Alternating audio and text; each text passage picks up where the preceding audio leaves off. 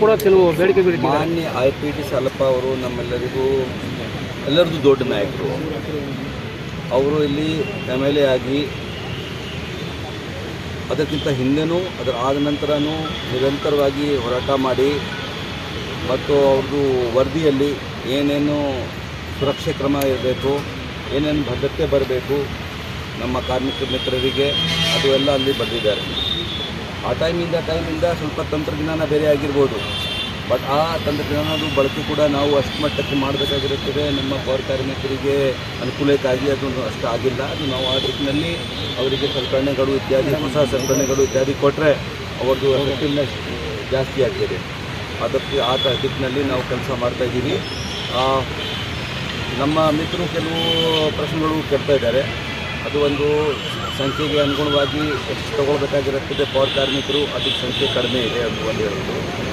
ಎರಡನೇದಾಗಿ ಅದು ನಮ್ಮ ಲೋಡರ್ಸ್ ಆ್ಯಂಡ್ ಆಟೋ ಡ್ರೈವರ್ಸು, ಚಾಲಕರು ಅವ್ರಿಗೆ ಕೊಡಬೇಕು ಅಂತ ಹೇಳಿ ಅದು ಸರ್ಕಾರದ ಮಟ್ಟದಲ್ಲಿ ಪೆಂಡಿಂಗ್ ಇದೆ. ಇದಕ್ಕಾಗಿ ನಾವು ನಮ್ಮ ಪ್ರತಿಕ್ರಿಯೆ ನೀಡಿದರೆ ಏನು ಪ್ರಯೋಜನ ಇಲ್ಲ. ನಾವು ಅದರಲ್ಲಿ ಹೇಳಿದ್ದೀವಿ, ನಮ್ಮ ಕರ್ನಾಟಕ ರಾಜ್ಯದಲ್ಲಿ ಬೆಂಗಳೂರಿಗೆ ಒಂಥರ ವ್ಯವಸ್ಥೆ ಇದೆ, ಉಳಿದು ಎಲ್ಲ ಸ್ಥಳೀಯ ಸಂಸ್ಥೆಗಳಿಗೆ ಬೇರೆ ವ್ಯವಸ್ಥೆ ಇದೆ. ಅಲ್ಲಿ ಲೋಡರ್ಸ್ ಇತ್ಯಾದಿ ನಾವು ಹೊರಗುತ್ತಿಗೆದಾರರ ಮೇಲೆ ಪಡೀತಾ ಇದ್ದೀವಿ. ಆದರೆ ವಾಹನಗಳು ಎಲ್ಲ ಮುನ್ಸಿಪಾಲ್ಟಿದು ಇದೆ. ನಮ್ಮ ಕಡೆಗೆ ವಾಹನವೂ ಕೂಡ ನಮ್ಮದು ಇಲ್ಲ ಆ್ಯಂಡ್ ಲೋಡರ್ಸು ಕೂಡ ನಮ್ಮದು ಇಲ್ಲ. ಇದಕ್ಕಾಗಿ ಸ್ವಲ್ಪ ವಿಭಿನ್ನವಾದ ಸಿಸ್ಟಮ್ ಇಟ್ಕೊಂಡಿರುವುದರಿಂದ ಸ್ವಲ್ಪ ಕಷ್ಟ ಇದೆ. ಆದರೂ ಸಹ ಸರ್ಕಾರ ಆ ದಿಕ್ಕಿನಲ್ಲಿ ಒಂದು ತೀರ್ಮಾನ ತೆಗೆದುಕೊಂಡು ಅದು ಮಾಡ್ತೀವಿ. ಮೂರನೇದಾಗಿ ನಮಗೆ ನೇಮಕಾತಿಯಲ್ಲಿ ನಾವು ಭಾಳ ಮೇಲೆ ಹೋಗ್ಬಿಟ್ಟಿದ್ದೀವಿ. ಈಗ ಇನ್ನೂ 15 ದಿವಸದೊಳಗಾಗಿ ಎಲ್ಲ ಕಂಪ್ಲೀಟ್ ಆಗಿಬಿಡುತ್ತೆ ಪ್ರಾಸೆಸ್. ನಾವು ಡ್ರಾಫ್ಟ್ ಫಸ್ಟ್ ಟೈಮ್ ಮಾಡಿದ್ದು 3,000ಕ್ಕೆ ಡ್ರಾಫ್ಟ್ ಆಗಲೇ ಆಗಿತ್ತು. ಅದರಲ್ಲಿ ಸುಮಾರು ಆಕ್ಷೇಪಣೆ ಆಗಿರೋದ್ರಿಂದ ಇನ್ನೊಮ್ಮೆ ಡ್ರಾಫ್ಟೇ ಮಾಡ್ತೀವಿ.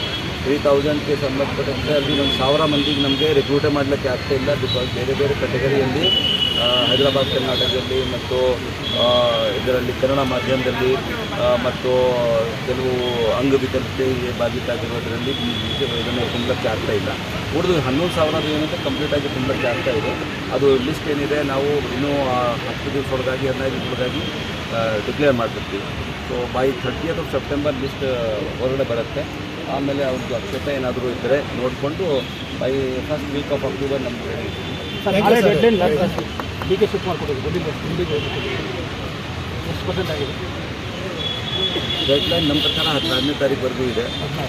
ಬಟ್ 16 ಆಗಲಿ 17 ಆಗಲಿ ನಾವು ನಮ್ಮದು ಫುಲ್ ಶಕ್ತಿಯಿಂದ ಮತ್ತು ನಮ್ಮ ಎಲ್ಲ ಕಾಂಟ್ರಾಕ್ಟರ್ಸ್ ಕೂಡ ಸೇರಿ ಅವರು ಕೂಡ ಏನೇನು ಸಾಮಗ್ರಿಗಳಲ್ಲಿ ಏನಾಯಿತು, ಮಳೆ ಬರುತ್ತೆ ಅಂತ ಹೇಳ್ಬಿಟ್ಟು ತಮ್ಮದು ಪ್ಲಾಂಟ್ ಓಪನ್ ಮಾಡ್ತಾ ಇರಲಿಲ್ಲ.